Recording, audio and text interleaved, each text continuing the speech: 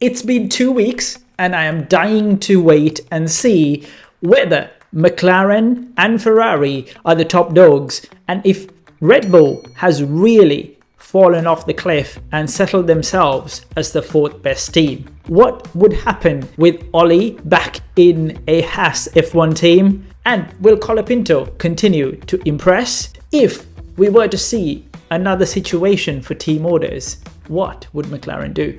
Let's get into the Baku race prep. Welcome to the channel, you beautiful people. My name's Lucky. You guys know why you're here. We're here to chat about the sport that you and I love. Let's get into it. Let's make the predictions for Baku and stick around. Let's chat a little bit about the rumors on the paddock as well, right? So, in terms of upgrades and momentum, I think McLaren are going to come in and continue to be the fastest car. I can't see why they would not be the fastest car again. The only other side of it would be potentially if the trend that Ferrari are on, especially with the upgrades they've introduced in Monza, and if they could find that sweet spot of the right balance, they may be the second fastest or the contenders to the fastest car in the name of McLaren, right?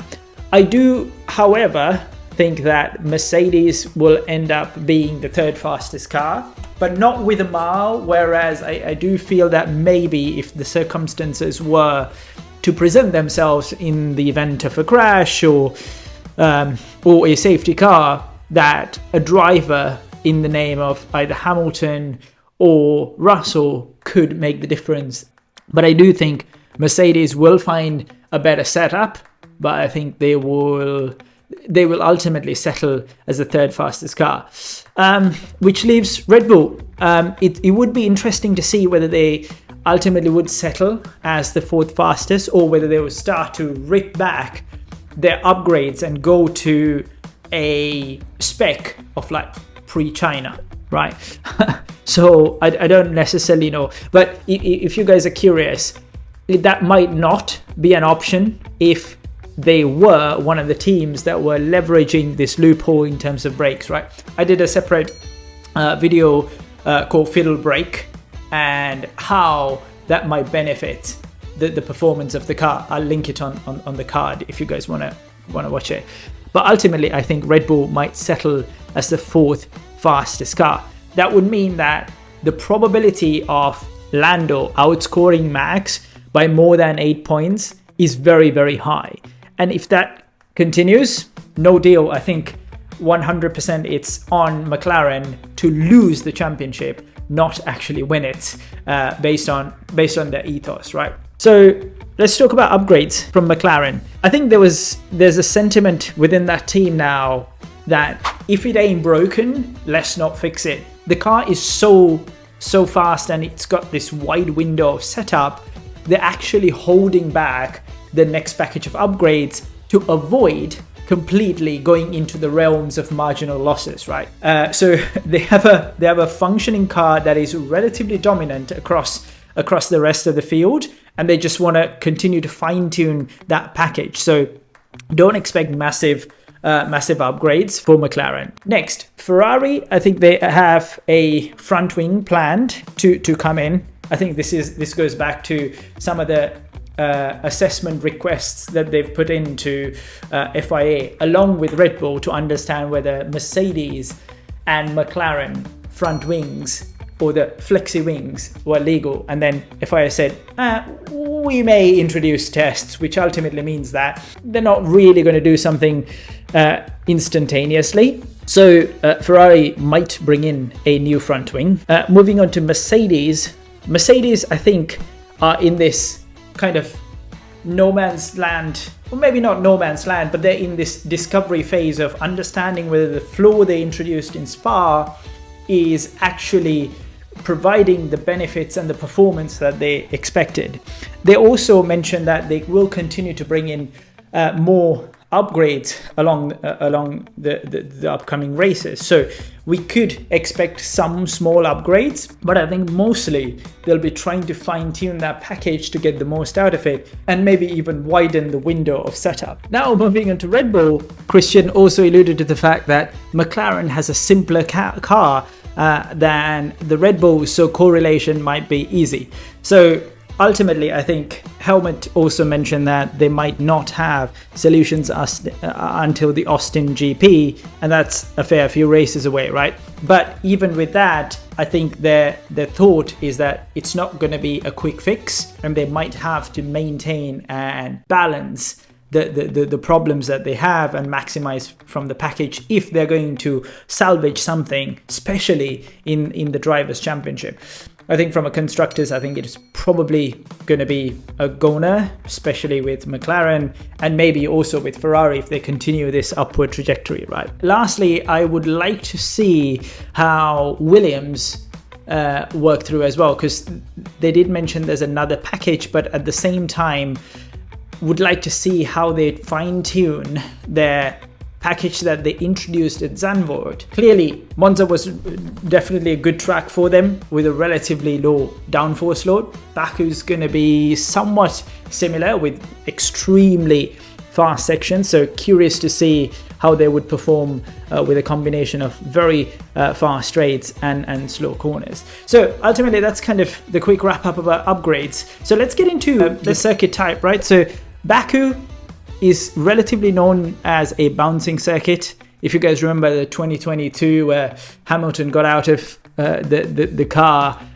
holding his back, right? So it's a street circuit. It's relatively bouncy, or the probability of bottoming out is high.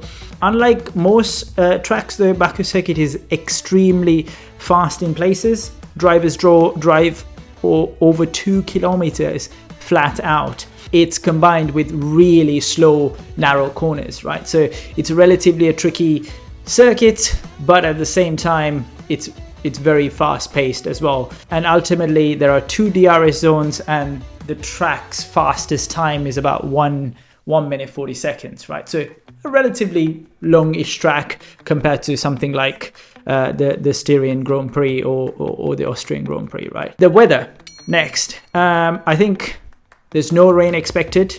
27 degrees throughout practice, quali, and race day. So we should be able to ultimately predict the outcome of the race by the end of quali, right? So looking at the free practice runs, we should be able to see what car is really dominant, and then post quali, we should get a sense of what the potential pecking order is and what a potential outcome for the race is, because it's going to be a relatively straightforward weekend in terms of practice, quali, and race runs. So let's get into the predictions, right? So fastest car we already mentioned. I think it's going to be McLaren, potentially Ferrari if their upgrade is that good. In terms of quali, I'm going to go with Charles back to back. He has a impressive record in this circuit. I think last year he was also on pole. Seems like Ferrari's finding some pace, and I'm going to go with Charles. Then I'm going to go with Oscar, and then I'm going to go with Hamilton. The Mercedes has been in and out, and Hamilton's kind of had a bad qualifying spell again. But I think Hamilton's going to get it together and get a P3. In terms of podium, I'm going to go with a switch. I'm going to go with Oscar win, Charles second place, and Hamilton number 3, right? Yes, Norris not in the picture, partly again to continue to introduce this kind of complexity within the Drivers' Championship, right? He doesn't have to be on the podium if Max is going to be 6th or 7th. Right, so I think it introduces a different dynamic and will show that Lando really has to work hard if he's going to secure this championship, and also ensure that McLaren's going to back him up if his performances relatively slip up, right? And ultimately, in terms of banger drives for the weekend, I'm going to go with Oscar. I think he's there or thereabouts, because ultimately, Monza was a really good drive. He managed the tire wear, the speed at the front. He made the challenging moves, and he was really, really frustrated. So I think he's going to find a banger drive. He's going to go and win the race, right? I think it's just about to happen, and his second race win is just around the corner.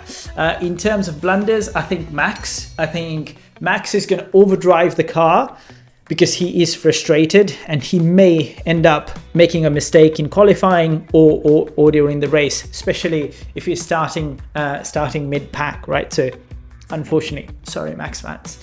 Right, so let's get into the rumors, right? So there's a lot to go about.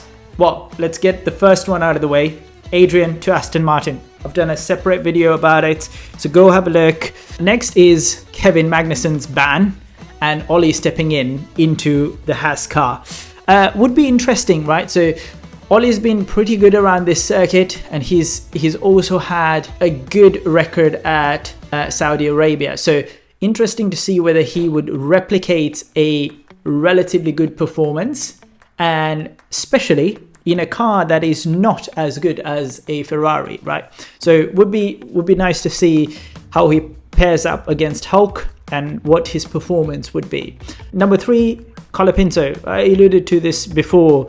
But ultimately, it'd be nice to see how that trajectory or progression for a mid-season swap, where Williams were very confident that he's going to do well, and he had shown shimmers of good driving skill, and they're backing their driver academy, and how that would turn out race on race, right?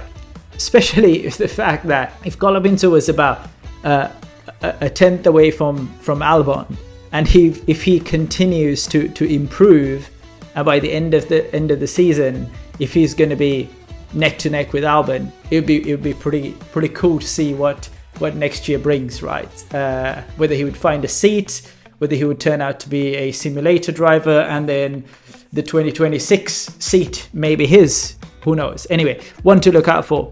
Number 4, Perez. I think Perez, the next 2 circuits are going to be his make or break, right? So there are Perez tracks, i.e. street tracks, right? So he's inherently done well at Baku, Singapore, Saudi Arabia, etc. So I think when Horner and Red Bull Crow ultimately confirm that, yeah, Perez is going to stick with us for the rest of the season, what they subconsciously obviously wanted to probably see is there going to be a turn of pace and a turn of form in the circuits that he's relatively good at. And I also did see that Kim Elman, a widely reputed photographer and well connected in the paddock, mentioning that it's going to be Ricciardo next year in the Red Bull seat and Liam coming into the RB VCARB seat as well, right? So I think all of these things relatively tie in, but I think the performance in Baku for Perez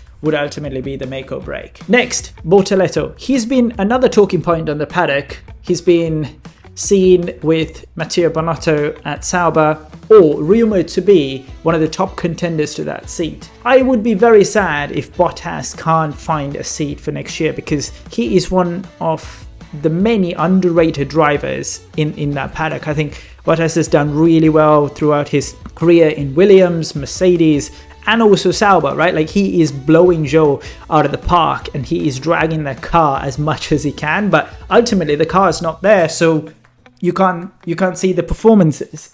So I think it'd be sad, but at the same time, when you have drives like 22nd in the grid to first in F2, that you ultimately become a hot talking point, and you become a hot property, really, right? So maybe we end up with a grid with a fair few F2 or rookie drivers in the names of Oli, Antonelli, Doohan, and then Bortoleto as well, right?